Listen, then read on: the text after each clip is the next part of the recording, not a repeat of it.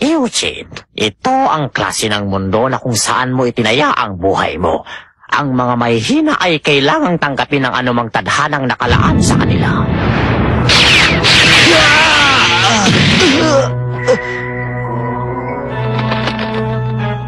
Ang totoo, ang paraan na yun ang huling naiisip ko. Wala nang mas mabuti pang gawin para mapalabas sa'yo ang iyong kapangyarihan, lalo na sa oras na hindi mo na makontrol ang pangangailangan.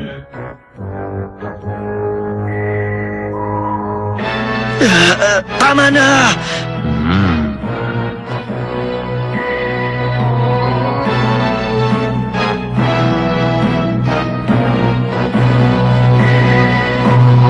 Mukhang ikaw ang nararapat.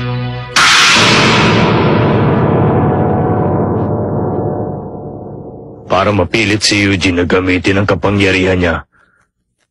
Sa madaling salita, para sa akin, tatapusin na kita. Tama na!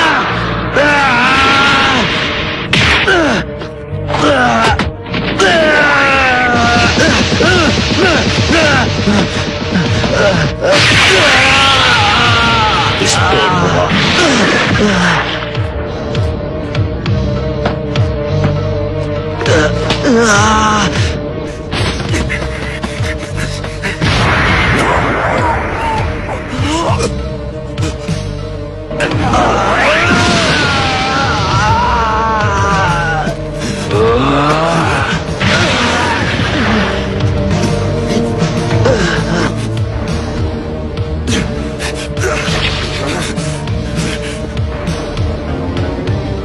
Para mapigilan siya, sumugod tayo ng sabay-sabay.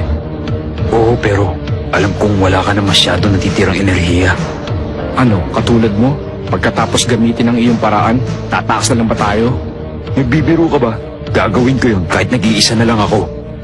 Jeremiah, bakit mo sinabi yun? Mapapalabas ba nun ang tunay na kapangyarihan ni Eugene?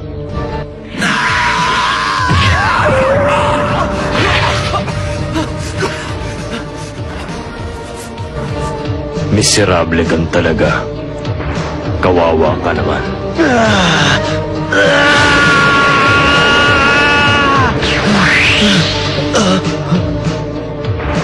Hindi ka na magaling. Mahina ka.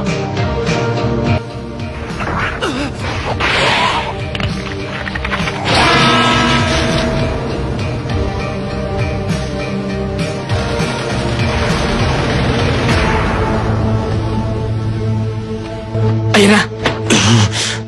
Sandali! Ako na lang mag-isa. Pero Alfred, bakit?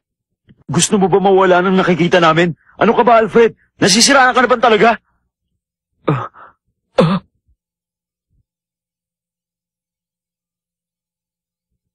Jericho, ipinusta mo rin ang buhay mo kay Eugene sa laban, hindi ba?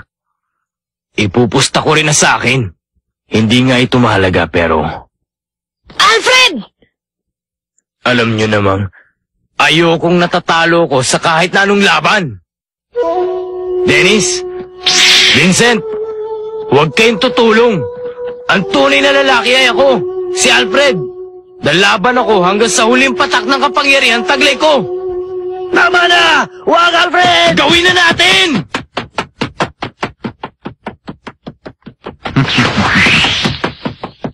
Huh?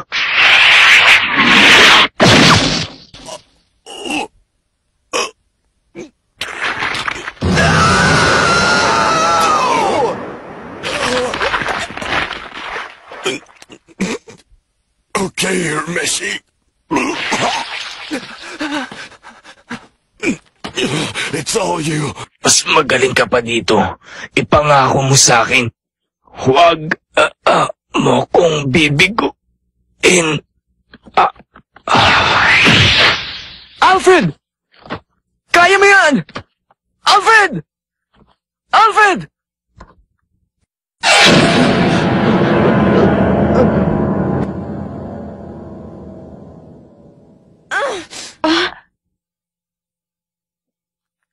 Ano, Eugene?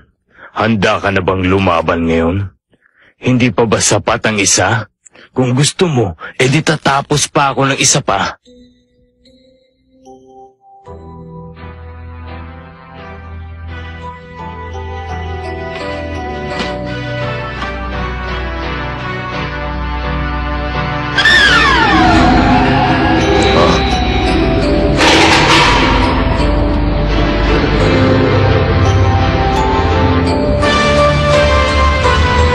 Ito na ba?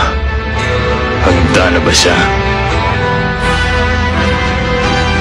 Nakakaawa ako. Hindi ko man lang natulungan ang aking kaibigan.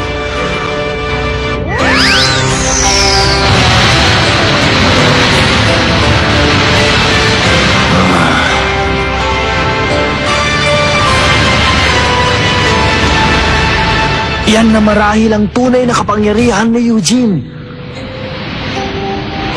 Isang kakaiba at malakas na hangin.